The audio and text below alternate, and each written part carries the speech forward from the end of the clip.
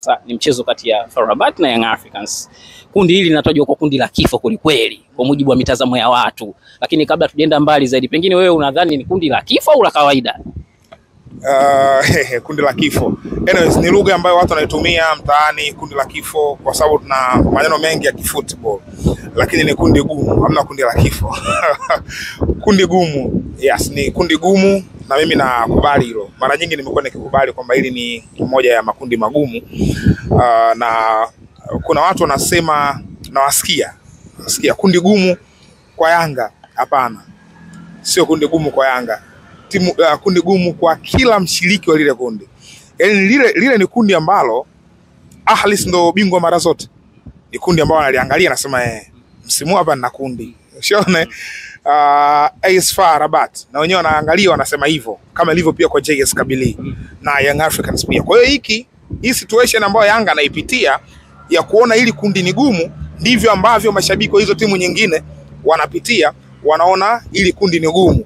So lina ugumu katika maelezo hivyo, lakini tukija kwenye eneo la fact, maana hiyo ni opinion. Tukija katika eneo la fact, ni gumu kwa sababu tunafahamu mpira wa Afrika kwa asilimia kubwa umetawaliwa na klabu kutoka kaskazini mwa Afrika. Ili kundi lina timu 3 kutoka katika ukanda huo wa kaskazini mwa Afrika. Lakini kama haitoshi, sio tu timu 3 kutoka kaskazini, timu 3 ngumu kutoka kaskazini. Hapo unazungumzia Al Ahly ni greatest club of all time ndani ya Misri. Unazungumzia JS Kabylie, greatest club of all time ndani ya Algeria. Unazungumzia AS FAR Rabat. Hawa wanazidi wana Wydad peke yao. Ni mzani mmoja na Raja Athletic. Kwa hiyo na yenyewe pia ni klabu kubwa ndani ya Morocco. Kwa hiyo hiyo ni fact, hiyo ni miongoni mwa fakti za kusema hili kundi ni gumu. Lakini ni kundi ambalo tumeona klabu 3 kutoka katika kundi. Ndio kundi pekee ambalo klabu zake 3 zimechukua ubingwa wa hii michuano. Hakuna kundi jingine kwa maana Champions League. JS Kabylie wamechukua mara 2, AS FAR Rabat wamechukua mara 1 mwaka 85, Al Ahly wamechukua mara 12 nadhani.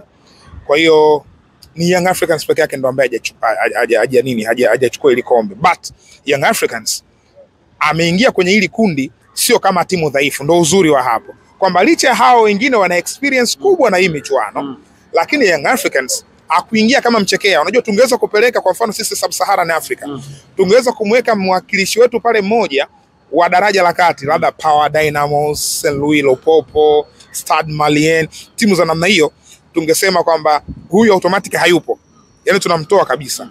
Lakini tumepeleka mwakilishi wetu bora miongoni mwa timu zetu za Sub-Saharan ambazo zinatuwakilisha vizuri, ndio yuko pale. Hao ni Young Africans, timu ambayo ina mafanikio mazuri kwenye miaka hivi karibuni kwenye michuano ya kimataifa ukikompea na rekodi zao za miaka ya nyuma. Kwa hiyo ni kundi wanavyosema watu kundi gumu kwa hizi facts na opinions, unaona wanamaanisha kwamba hili kundi yes ni gumu.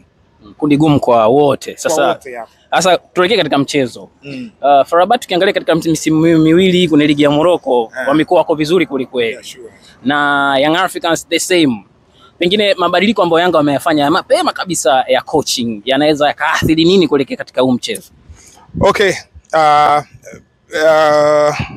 Nimewahi kuzungumza sehemu kuhusu kocha Pedro Gonçalves.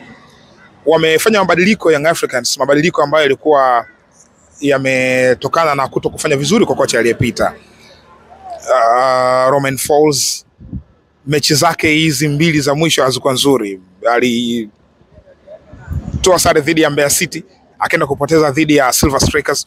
Daraja la Young Africans na standard yao, wanacheza na Silver Strikers na wabana ambavyo kwa kiwango kile waliona imetosha. Huyu anaweza kupeleka timu at risk. Na unajua graph ya Young Africans manake wasinge qualify kwenda group stage, ingekuwa ni graph mbaya sana kwao, kwa sababu wametoka kwenye finali ya Confederation. Msimu uliofuata wameenda quarter final ya Champions League. Msimu unaofuata wameishia group stage ya Champions League. Msimu unaofuata waishie preliminary round. Ingekuwa ni graph inaporomoka vibaya mno. So kwa wao kunusa hatari kwamba inawezekana ikaleta changamoto, na huyu kocha tayari kuna viashiria vyote vya kwamba sio kocha ambaye anafanya vizuri kwa huko alikotoka, lakini yuko ndani ya Young Africans. Yanga hata kwenye hizo mechi ambazo walikuwa wanashinda walikuwa wanashinda kwa staili ambayo wenyewe hawafurahi, wakaona isiwe tabu, wakamtoa akamleta Pedro Gonçalves. Gonçalves Pedro ni kocha mkubwa, ni kocha mwenye experience kimataifa, ni kocha ambaye ana ubora mkubwa. Mimi binafsi nimekuwa nikifuatilia sana ligi ya Angola, naifuatilia. Lakini Pedro namfahamu muda mrefu. Pedro namfahamu tangu 2015-16. Kwa mara ya kwanza naingia Primeiro de Agosto. Kwa sababu Angola mimi ile ndo chama langu. Kwa hiyo tangu anaingia pale, lakini kumfahamu vizuri zaidi deeply ni 2019 kwenye finali za Afrika za vijana chini ya umri wa miaka 17 zilizofanyika hapa. Kwa hiyo ni kocha ambaye nikiwa natoa baadhi ya details zake nakuwa na maanisha. Na ni kocha ambaye nimesha kumzungumzia mara nyingi sana Pedro kabla hajaja hapa. Nimesha kumzungumzia kwenye session mara kadhaa. Sasa hii Young Africans ambayo tunaiona hapa inacheza, bado naamini bado Pedro hajafikia kwenye climax ya kuitengeneza timu. Pedro ni mzuri zaidi hapa tunapomuona. Sawa. Sasa inategemea na rasilimali watu ambazo yuko nazo. Sasa hivi anashinda result oriented, matokeo yanapatikana. Haichezi kwenye daraja lile kama ambavyo ilikuwa inacheza nyuma, kwa maana ya wakati wa Nasruddin Nabi, wakati wa Miguel Gamondi anaingia ile Sead Ramovic, Melody Hamdi, bado hiyo stability haijapatikana, na naamini hiyo stability haijapatikana kwa sababu ya kocha aliyepita hapa katikati. Imeonekana kama kuna vitu vimetibuka. Sasa kama kuna vitu vimetibuka, kuja kuleta timu kuingia kwenye rhythm nzuri ili icheze tena kandanda safi, it take a time.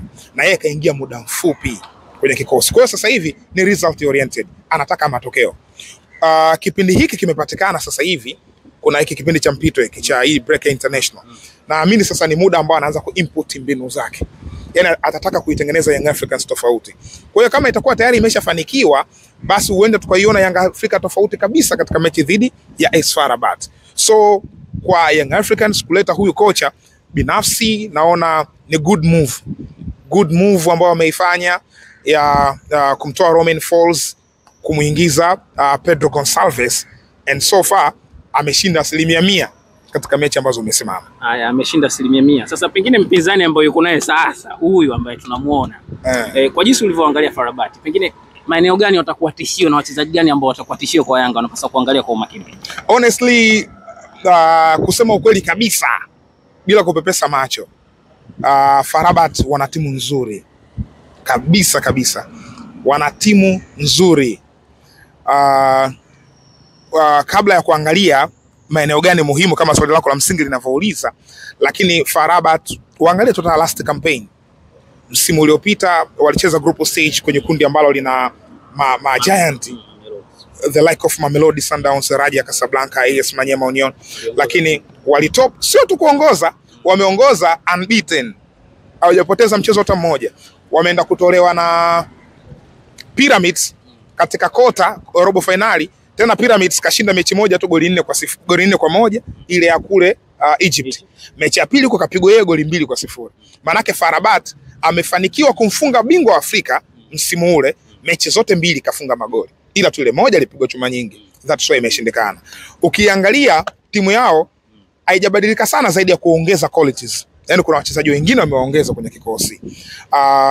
Hao wachezaji ambao wameongeza the like of hawa kina Reda Slim ni moja ya viungo washambuliaji hatari sana. Reda Slim amerejea. Aliondoka kaenda Lahli. Yes, alikuwa Morocco, akaondoka kaenda Lahli, amerejea tena nyumbani. Kwa hiyo Reda Slim ni miongoni mwa hizo rasilimali mpya ambazo wamezileta, lakini pia kuna Mendy, yule beki wao.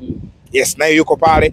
Hao ni baadhi ya wachezaji. Lakini sasa tukija kwenye swali lako la msingi sasa, kwa maana ya eneo gani ambapo FAR Rabat liko vizuri? Maeneo mengi FAR Rabat wako vizuri. Sio kama wafungwi. Wanafungika, lakini maeneo mengi wako vizuri. Miongoni mwa maeneo ambalo binafsi naona Young Africans watakuwa kuliangalia vizuri ni kwenye upande wao wa kushoto. Upande wa kushoto wa AS FAR Rabat. Upande ambao anacheza Al Fahly, wenyewe wanamuita Aura. Ni upande ambao anacheza To Carneiro. Shaona, ni upande wa moto kweli upande huu. To Carneiro, Marcelo wa Luanda, Angola. Ni fullback ambaye jana alikutana na Messi. Argentina na Angola ya. Yule ni moja ya mafullback wazuri, ni hatari kwa upande ule wa kushoto. Upande wa kulia wanaye Anas Bash ana uwezo kucheza kama center back, kama kucheza full back. Wanaye Reda Slim katika upande, kwa wings zao zote ni hatari. Lakini kwenye eneo la midfield yupo Mohamed Rimat, alikuwa captain pia, tulimuona katika finali za CHAN zile, alikuwa yuko pale. Kwa hiyo eneo la midfield pia kuna baadhi ya wachezaji ambao ni wazuri wapo katika hilo eneo. So eneo la kwanza hatari left side, upande wao wa kushoto AS FAR Rabat ni nzuri. Young Africans kushoto na kulia anacheza nani? Isra. Anacheza Isra na Maxi. Na Maxi. Isra, Maxi, sometimes waga anachezaga Ekwa Celeste Ekwa. Yes, huu upande. Kibwana ingaja anapata sana nafasi. Huu upande wanatakiwa kuwa na attention kubwa sana. Good thing ni kwamba kocha wa Young Africans Pedro Gonçalves anamfahamu vizuri toka Carneiro. Kwa hiyo inawezekana kawa anajua namna ya kuishi naye, kama ambavyo kocha wa AS FAR Rabat anavyomfahamu vizuri Moussa Bala Conte. Amefanya naye kazi Sfaxien.